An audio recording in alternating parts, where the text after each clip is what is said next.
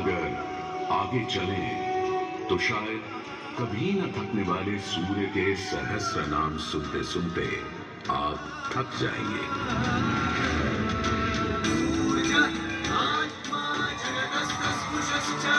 हमारी सभ्यता के सबसे पुराने और आधारभूत ग्रंथ ऋग्वेद के पहले मंडल में ही सूर्य का बखान करती हैं ऋचाएं।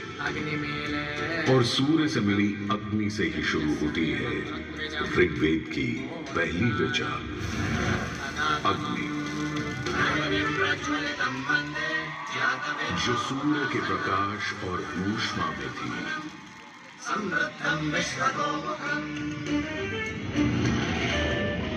अग्नि, जो दावानल और ज्वालामुखी में प्रलयंकारी विध्वंसक के रूप में विद्यमान थी। अग्नि, जो चौखट पर पहरेदार तथा चूल्हे में एक मित्र के रूप में भी मौजूद थी।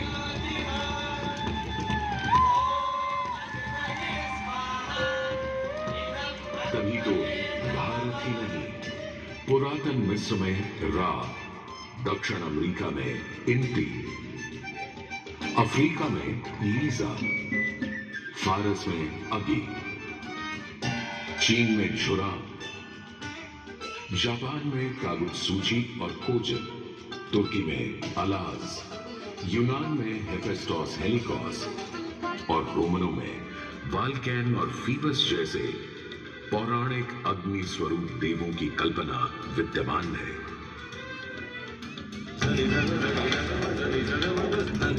भारत में मान्यता है सूर्य ऋषि कश्यप और अदिति का पुत्र है।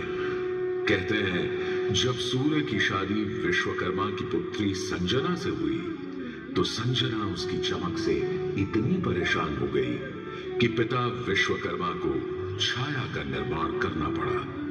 और तभी से चल रहा है सूरज की रोशनी के साथ धूप छांव का खेल।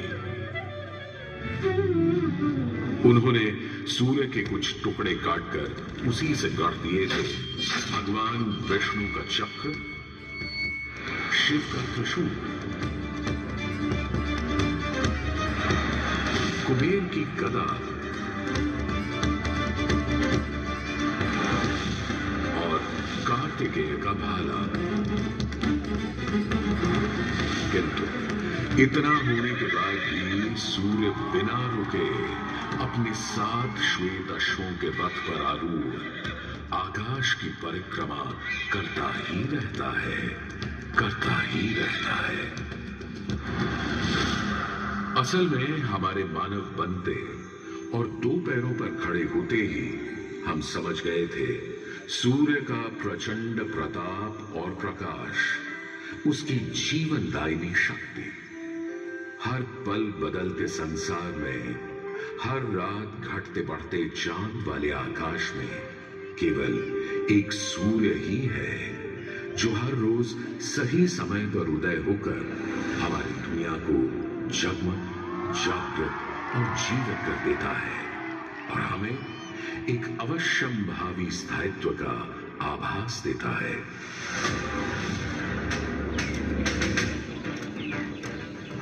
सूर्य से ही तो हमारी फसलें, फल, पक हमें भोजन देते हैं। सूर्य से ही तो हमें बादल और बारिश मिलती है। और सर्दियों में सूर्य जरा रूठा तो जीना दूभर हो जाता है।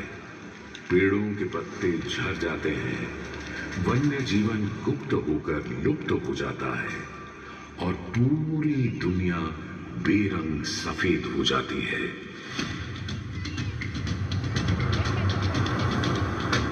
सूर्य ही तो सारे संसार को ऊष्मा, ऊर्जा और ओज से ओतप्रोत करता है। इसीलिए तो ऋग्वेद में कहा है कांतिमय ईश जनों का मुख प्रकट हुआ है सूर्योदय के साथ। हे ईश्वर, इस आदित्य के उदय के साथ हमें अंधकार, दुर्भाग्य और पाप दोषों से भी बंधन मुक्त कर देना आज।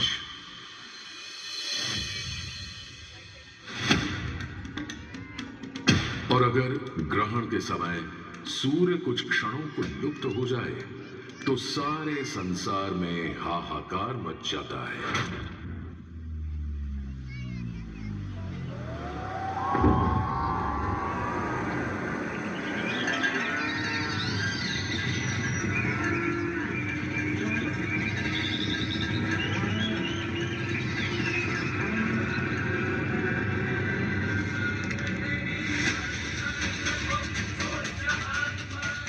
यह सूर्य के अनंत गुणों का प्रभाव ही तो है कि सारे संसार में आदिकाल से सूर्य की अर्चना, आराधना और सूर्य मंदिरों का निर्माण होता रहा है।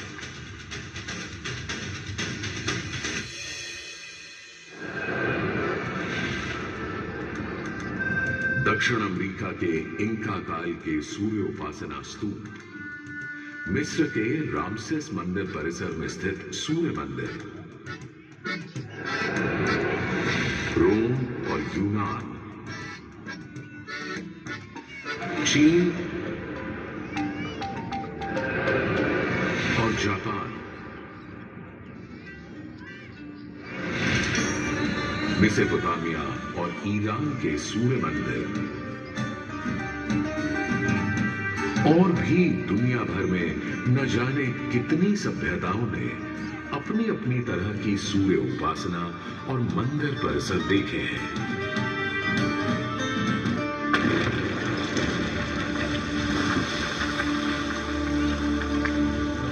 उत्तर में कश्मीर में बना मार्तंड मंदिर, जहां भारत भर के मंदिर परिसरों में सबसे विशाल है,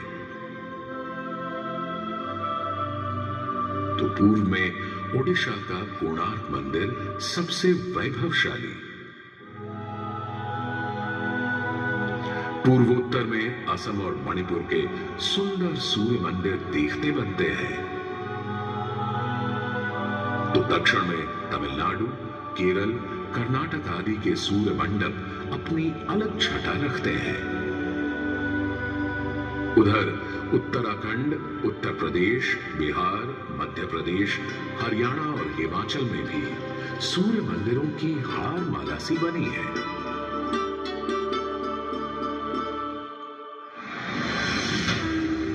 किंतु यदि मैं कहूं कि देश के पश्चिम में, अपने गर्वी गुजरात में, अपने इस मोढेरा में सदियों से स्थित आपके सामने खड़ा यह सूर्य मंदिर संसार का सबसे विलक्षण, विचित्र, वैविध्यपूर्ण, सुंदर, सुरूप, सुघड़ और सुघर मंदिर है, यह अतिशयोक्ति नहीं होगी।